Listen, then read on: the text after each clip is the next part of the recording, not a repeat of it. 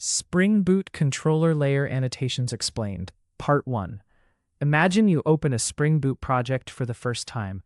You go inside the controller package, and suddenly you see annotations everywhere.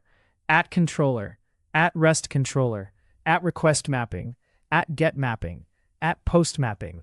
At first, they look confusing, but once you understand them, building APIs becomes incredibly easy. Today, let's understand the most important controller layer annotations in Spring Boot. First, what is a controller? In Spring MVC architecture, the controller acts like a receptionist. Whenever a user sends a request, the controller receives it, processes it, and returns a response. Without controllers, your application cannot communicate with users or front-end applications. At controller. Let's start with the most basic annotation. At controller. When you place this annotation on a class, Spring recognizes it as a web controller. Its primary purpose is to return views such as JSP, ThymeLeaf, or HTML pages. Example, user visits a login page. The controller receives the request. Then it returns a view named login.html. This annotation is mostly used in traditional web applications. REST controller. Now comes the annotation used in almost every modern Spring Boot project. REST controller. This is actually a combination of two annotations, controller plus response body. Instead of returning HTML pages, it returns data directly, usually JSON. For example, a mobile app requests customer information. The controller directly sends JSON data back. No JSP, no ThymeLeaf, just pure API response. That's why REST APIs heavily depend on at-REST controller, at-request mapping.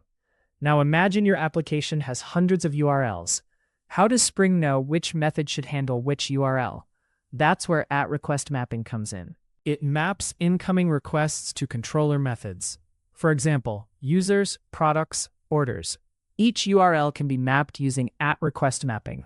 You can place it at the class level or method level. At the class level, it creates a common base path. At the method level, it defines specific endpoints. This helps keep APIs organized and readable. At get mapping. Now let's talk about specialized request mappings. At get mapping is used when you want to fetch data. Think of it as a read operation. Examples: get all users, get employee details, get product information. Whenever the client only wants information and does not modify anything, GET requests are generally used. Instead of writing lengthy at-request mapping code, Spring introduced at-get mapping for cleaner development. At-post mapping. What if you want to create something? A new user, a new order, a new product. That's where at-post mapping comes in. It handles HTTP post requests. The client sends data. The controller receives it. The application stores it in the database, and finally returns a response. Most registration and form submission APIs use at-post mapping. Let's quickly revise. Controller returns views like HTML or JSP. At-REST controller returns JSON or API responses. At-request mapping maps URLs to controller methods. At-get mapping retrieves data. At-post mapping creates new data. These 5 annotations form the foundation of almost every Spring Boot controller. If you master them, understanding REST APIs becomes much easier.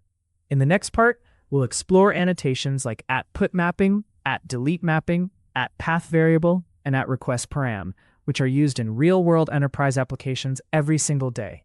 And that's the power of Spring Boot controller layer annotations.